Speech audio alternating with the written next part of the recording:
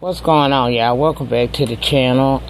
This is Lady Nika, and I hope y'all can see me, but child, okay, like I told y'all, the first of the month of September, I partied, real hard this month because I turned 43, and when I told y'all I do be fucked up, I be getting it in, child. So what you seeing right now is me coming to y'all, because otherwise if I ain't do it this way, I wasn't gonna never do it. To give y'all a reality veggie soup up in this thing, to try to catch up on some of these stuff I done missed out on. Y'all, today, let me tell y'all what happened today right quick. Now, let me start this off by saying this could run long. So if you don't have time, please, I understand y'all do what y'all got to do, but this here shit might run long, baby, because I'm finna get all this shit out the way so I can chill for the rest of the day, because I have to take some time, in between all this trying to party and still run business and stuff like that. I have to take a moment to try to get me some fucking rest, and today I want to get some rest, because let me tell y'all what happened at work. Now, the cooling system for the patio and for the dining area worked just fine. This is pleasant in there. The back end, which is what we call it, is where the kitchen is, the employee bathroom, and the employee break room. Okay? Air blowing back there, but that shit is straight hot. So I go on the phone with the repair people. They find it, they out there right now. I couldn't stay no longer. I stayed in this shit for about 5 hours. And y'all know I have an autoimmune disease, so I can't deal with the heat like that. But child, that's why y'all see me lounging. Child, I've been in full, a jacket, fucking t-shirt, 2 t-shirts underneath, pants all day long in some fucking heat. So now I'm at home. I done got comfortable, and I said if I was gonna do this damn video, I better go and do it now. So this is the reality veggie soup. I haven't done one in a while, so I hope you guys like it. First show we're gonna talk about is the season finale. Jalen, if you coming in here, be quiet. The season finale of Hollywood Divas. All right, child. That started off with old Rashawn and Lisa meeting up to discuss some kind of animated show she was working on or something like that. Basically letting us know Lisa trying to get something going on other than this White Sisters in the show like that. And from what I saw, they working with a voiceover coach, someone who is well known in that arena, and that everything is good. Okay, I said all right. Somehow in all of this here working on that, she happens to mention to Rashawn about the White Sisters, and Rashawn basically say that that's why most of what Paula and Forrest was ever work on is gonna wind up being just like the White Sisters, because they too thirsty and they backstab was really. Well, Elise meet up with Paula and Forrest. Okay, now remember last episode she got into it with fucking Golden, because she went over there to Golden's movie set, and some kind of way they supposed to been talking about working on their relationship, because Golden was still in her feelings behind what Paula had said. What Elise had said about wanting to have kids the traditional way. In my opinion, I don't understand what the fuck Golden was in her feelings for. That girl, it was a question that was posed to her by a member of the audience when they were on their cruise and they did the workshop thing. An audience member asked Elise about how she felt. I don't know why Golden got upset about what this woman said about her. She wasn't slanging shade at anybody. She was just saying, for me, if I couldn't have kids the traditional way, which is with the husband, then I opted not to do that. Golden, because she, obviously feels some kind of way about her own bullshit, how she did shit, she's upset now, so she wants to comfort the girl. Girl. Damn. Whatever. Child, well, Paula and Forrest met up, okay? And she plans on telling them what her and the girls discussed, and they did. And basically what Elise did was, Elise sat there and told them folks, like, as if Countess and the rest of the girls were, like, saying they done. They don't want to deal with the project anymore. They don't want to have anything to do with the White Sister. It's over with for them. Now, that did happen, but Elise also was a part of that. She agreed that they were going to, you know, just stop working on with this the White Sisters, that it was an over and done with deal for them, because nobody wanted to work with namely Forrest anymore after his little, you know, blow up at the restaurant, and the bitch grabbed some ketchup, a ketchup bottle, like he was gonna whoop some goddamn body ass with a ketchup bottle. See, crackheads only think of shit like that. Nobody else would have thought of doing some shit like that but a fucking crackhead. To pick up a ketchup bottle, bitch, really? You a grown ass man and that's what you picked up, a ketchup bottle. But anyway, the bitch is over here telling these folks, like, don't none of these girls want to be involved in it. But here's where she proves to be the backstabbing bitch I knew she was at the beginning of the season.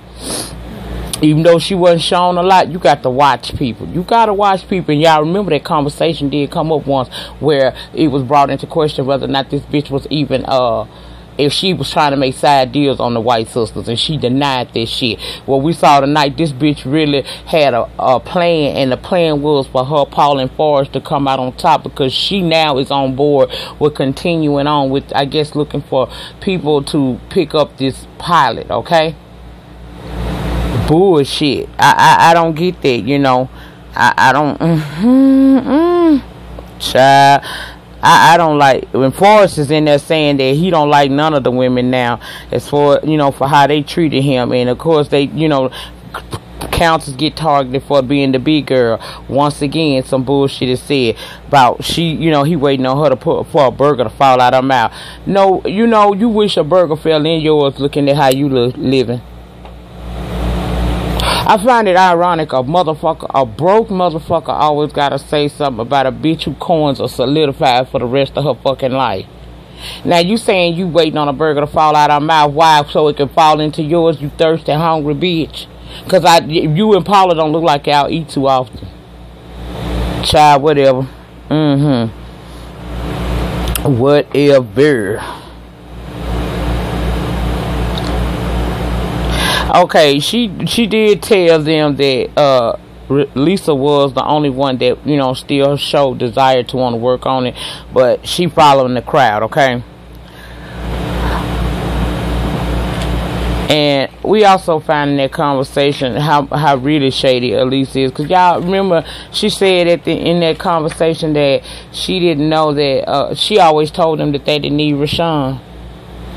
They could use her. Okay, whatever. Well, Lisa Countess and Shar meet up, and she telling Shawn Countess that Paula and Forrest are interested in having a recommitment ceremony, and she wants to get the girls involved and throw them a reception since they're having a private ceremony, right? That girl had the nerve to ask Countess would she be involved to the point where she was singing. What the fuck Countess look like singing a song for these motherfuckers at their recommitment ceremony reception? And you been him and her been shading that girl about her weight all season long. The fact that she said that she would come was enough. And I don't blame Countess. Shit, Countess wasn't really interested in that. She said it's just like going to a bitch baby shower that already got 15 kids. For real? Participating in what? So she, you know, she told Lisa, I'm not gonna do that. Now I show up, but I'm not gonna do that. Well, Lisa and Elise meet up to discuss the reception that she wants to throw for Paul and Forrest next. She agrees to let her know that she agrees, and she lets her know that her and Golden are over as far as friendship. Now, Elise saying that she didn't, you know, she don't do fake friends, and to me, I don't understand how you feel that way when you the biggest motherfucking fake on there, honey. I tell you the truth. Well, next scene we come to is they getting ready for the recommitment ceremony. Paula show up to get ready for it, and Lisa come through. And Lisa tell her that she, you know, that she and the girls had decided to leave the White Sisters. But Paula tell her, no, that ain't what I heard. Elise told me that you all wanted out of the deal, but she's on board to continue on with me and Forrest, which is a slap in the face to Lisa, because Lisa knows that she did, in fact, Elise was a part of the pact that they, you know, she did the hand thing with them, saying that they done with the project. But here's Paula telling her that Elise done changed her mind.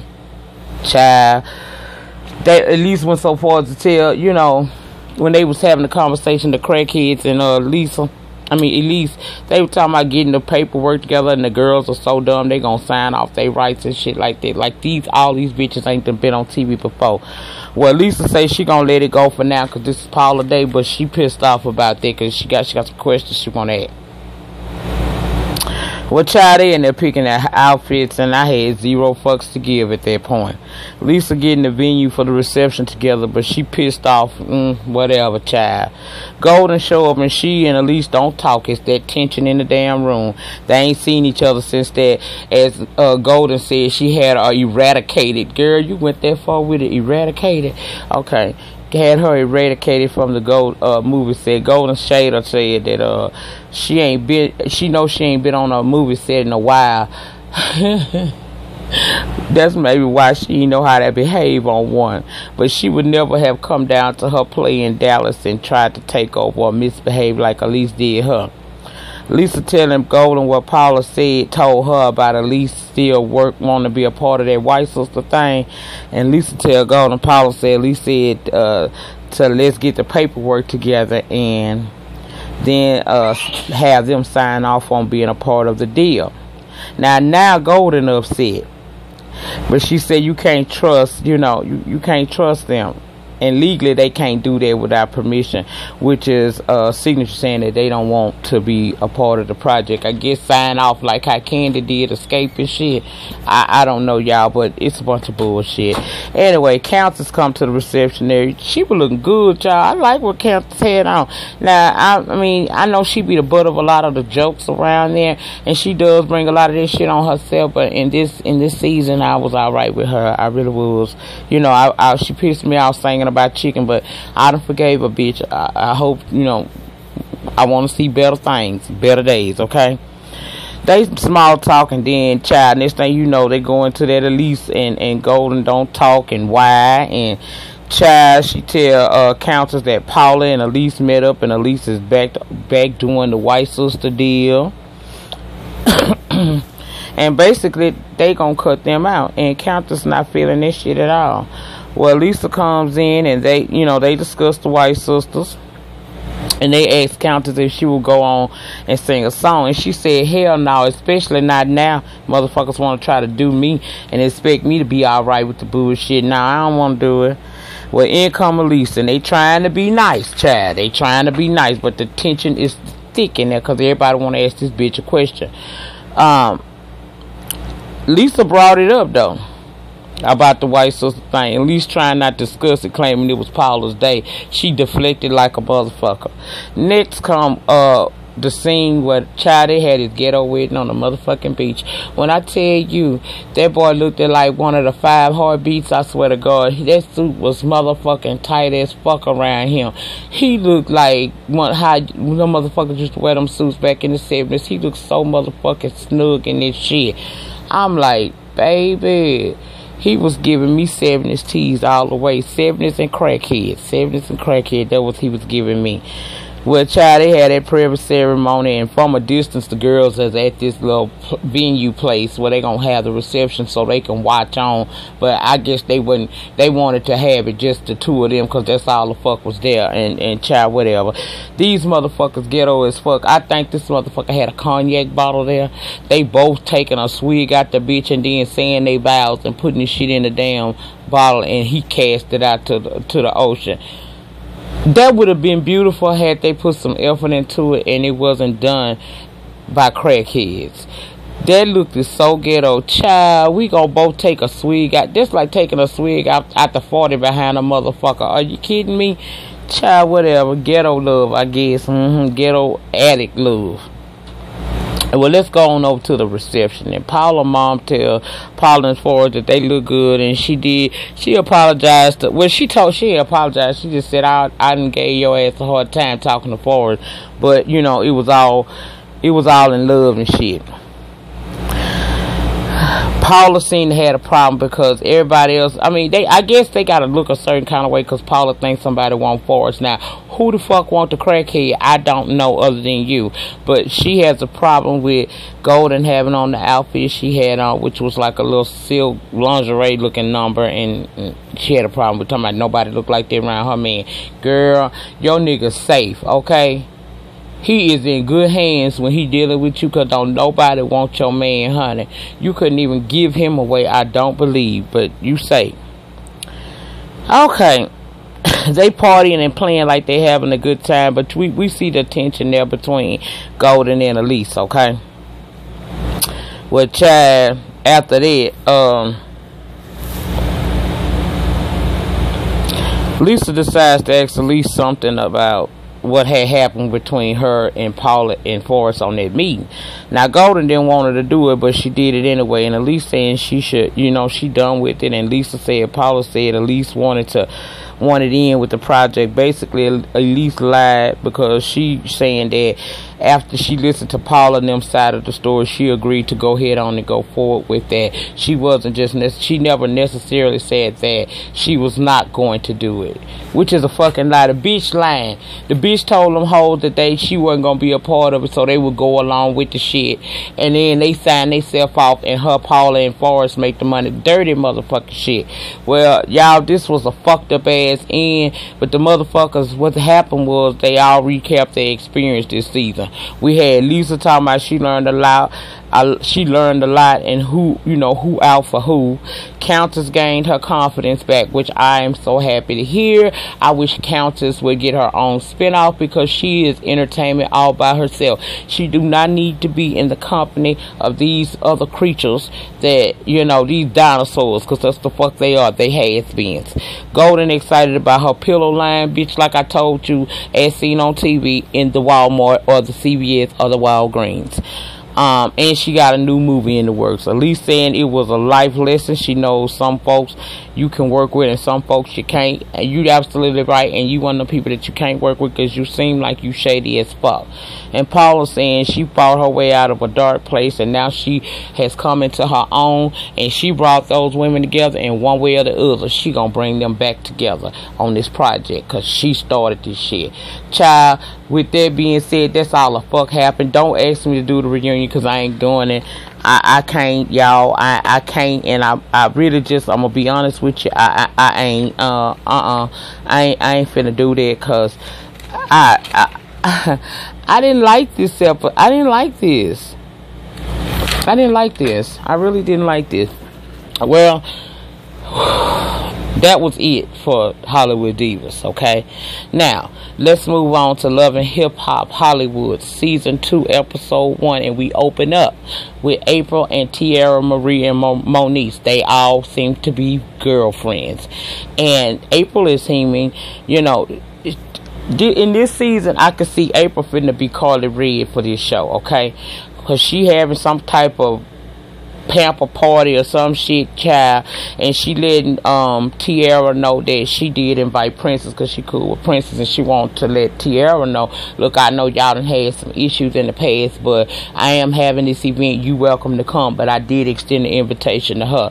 And Tierra Marie, of course, was on one. She, kind of hype about it. I don't give a fuck about her. She claimed like she done with her. As long as the girl don't pop off to her, she not gonna pop off to her either, okay? And Moniece is telling us that she got a motherfucking man. We don't allegedly supposed to know yet, but we all know who the fuck it is, child, but we'll talk about it later. Now, Tierra looked good, but she'd have picked up some damn weight, girl. It don't look bad on you, but, I mean, okay. Well, child, we see here comes Toucan Sam walking into the studio. That would be Hazel E. And she talking about, Berg left her from Masika and how TT and her fell out, but she's good friends with Milan. And Milan, she going there to holler at him and shit because she ready to start getting back into the studio and banging out these beats. My thing is, I don't be hearing nothing from these motherfuckers till these shows come on. they ain't really doing too much of that. But that's with all of them, so I guess I ain't gonna make no issue about it.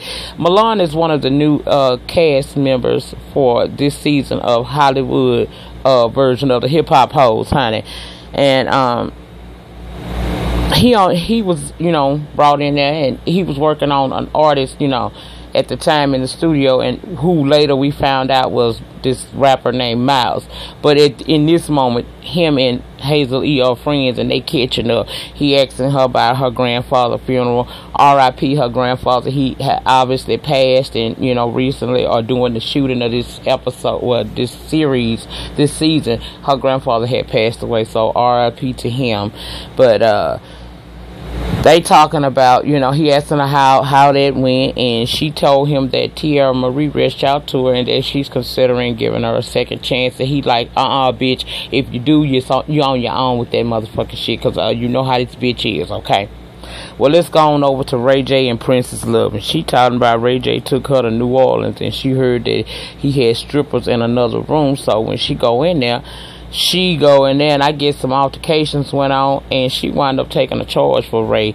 And I remember a couple months back hearing some shit about she went to jail for whooping his ass or some shit like that. Well, apparently that ain't true, but she did go to jail, and she saying she went because Ray couldn't take no charge. He was already on probation. She took a charge for a nigga. Now, child, what kind of platinum tip do he have to do that?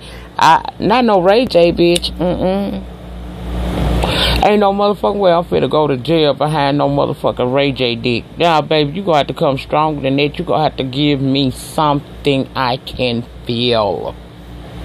And I don't think he can. But anyway, with his feminine ass, he make me sick, child. Next, we see Omarion performing somewhere, and child, it was like after season 1, Omarion started kind of like being in the spotlight a little bit. I started hearing about him. I guess he's showing us how you use reality TV in a positive way. He doing a K Michelle too. Okay, well, April and Nikki Baby, they're supporting, and apparently they are good friends, okay? And Nikki talking about she got this lingerie line coming out, child, and April saying she gonna have to hit her up because since the baby, they don't get it in like they used to.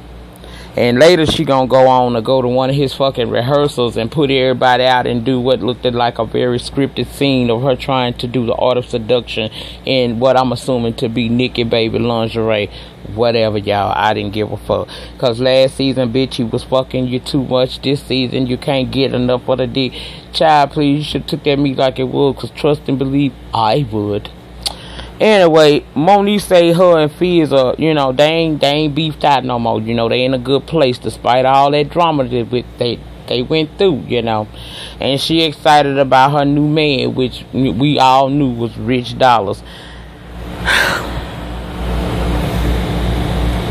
I'm going to wait on later on in the season to read the eyes out of Rich, because I'm sick of him going around here getting these young ass girls and fucking with they motherfucking mental. And you might be Rich your match fucking with this bitch, because Monique is not rap tight, and I'm here for her crazy motherfucking ass. I likes me some motherfucking Monique.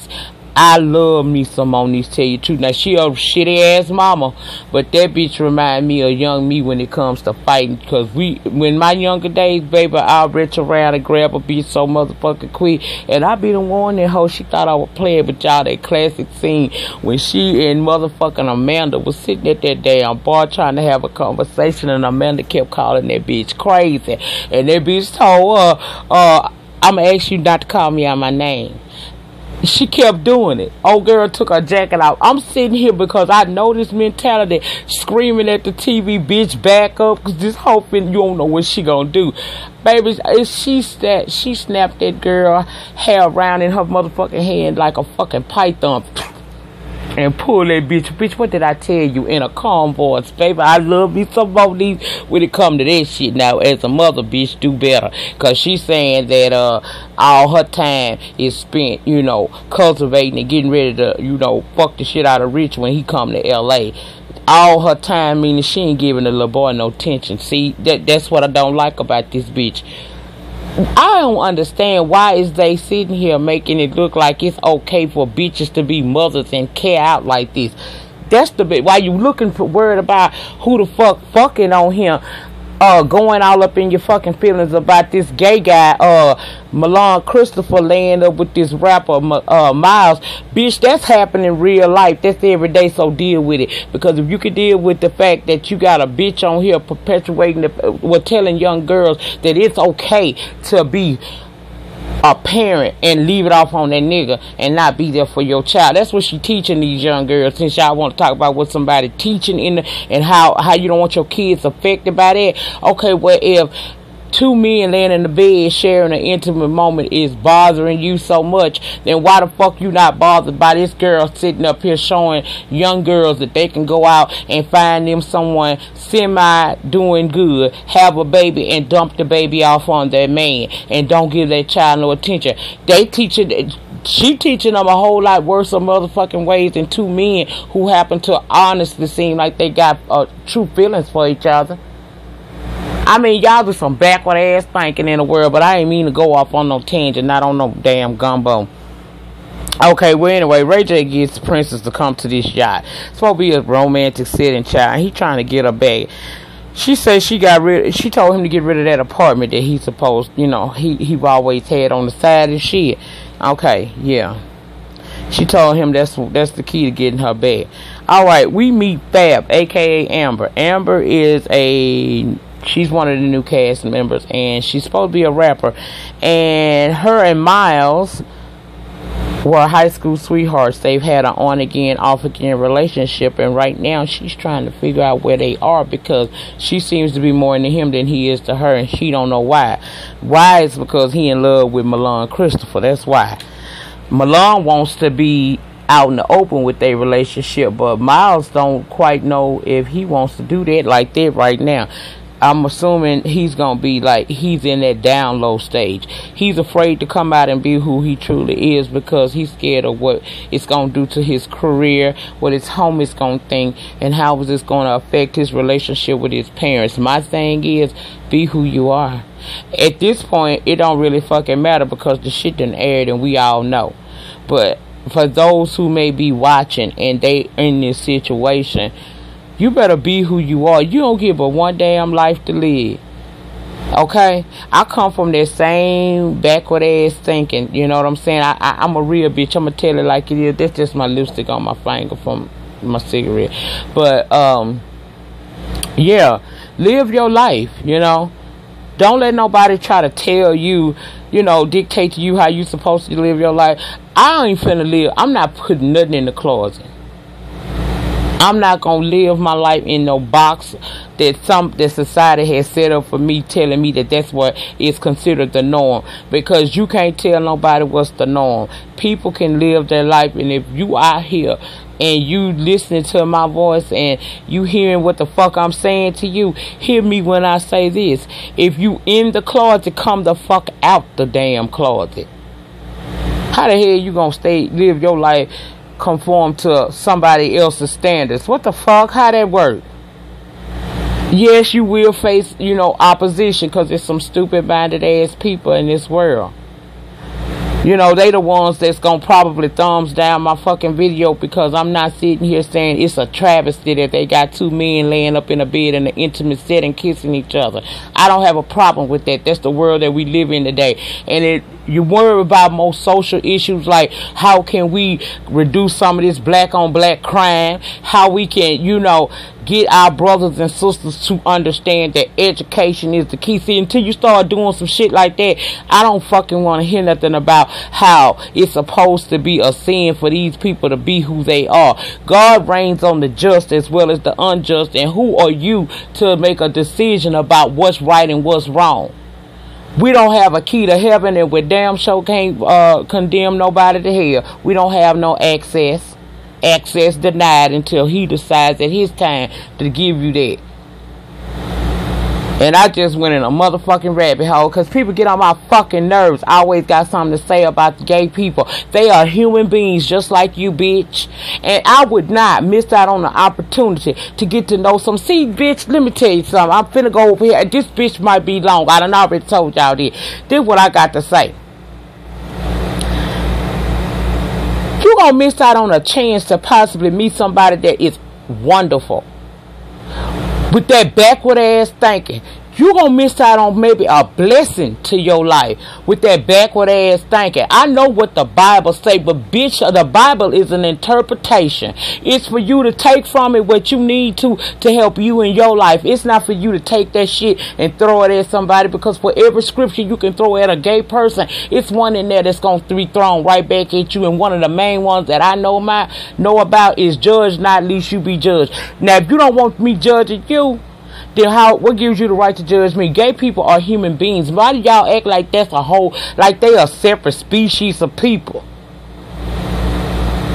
Child, if I would have kept that kind of fucking thought, and I'm woman enough to say I grew up with that kind of thought, because that's what my fucking people told me. But see, God had a different plan for me. Somebody had a different plan for me, because I had a gay child sit in my home I was raising. Never knew. And when I had to understand what she was going through, because my love for my child was way stronger than my fucking desire to follow what these people say is the right way to go. No, fuck all that. People is people. You don't know. Them people are not changing or nothing like. That's who they are. It's just like if you born with blue eyes, your motherfucking eyes ain't gonna change. Now you can go buy you some color contacts and put them over that color to fool a bitch, but your eyes are still gonna remain the same. That's the same thing with them. Them people are born like that. They born feeling that way. And why is it what they choose to do in their bedroom is such a big deal to me? Why should that be a big deal to me? I don't need you judging my bitch. I'm not gonna give you my cat facts. Don't give me your motherfucking dick facts unless we trying to bring them together. And in this situation, that ain't how that works. That's not how any of this shit works. Okay, let me move on, honey. Okay, at the party. We're at this pamper party now, and Princess decides she want to have a conversation with Tierra. Okay, she breaks down and having an emotional moment because Ray J do her wrong, you know. He do a lot of dirty shit to her. And Tierra know that shit firsthand because he did a lot of dirty shit to them. Now, they hug it out and kind of come to an understanding about the situation. But later on in the season, these whores are going to get into it. So, for the moment, for what that was, okay, cool, whatever.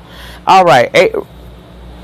Princess give word now that Ray J over there at that apartment he said he would get rid of. This motherfucker, I ain't never seen no bullshit like this. This bitch is over here having I guess last day in the apartment party. She done got hold of the news that that's what's going on. And she, you know, gone over there. And when she arrived, she get into it with the strippers that's there. And of course, security there, they wouldn't allow it to happen. And that's basically what the fuck was happening there.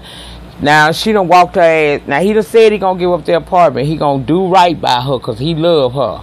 Y'all heard all that old weak ass talking he was doing on that, when he showed up at her friend's apartment to try to win her love back. Only to do that shit what he just did to her again. Child, I don't understand. Ray J has always been a fuck boy to me. I don't know what he... Child, he need to just go and be Brandy's little brother for the rest of his life and just chill his ass out.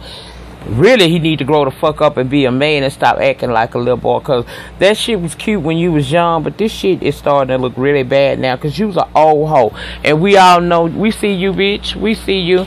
Anyway, y'all. 33 minutes. God damn. Alright, I'm going to have to do Black Ink Crew separate. Because I don't want this to just be ridiculously long, y'all. I'll be back with the Black Ink Crew. In the meantime, in between time, please like, comment, subscribe. And be looking for Black Ink Crew next. Peace.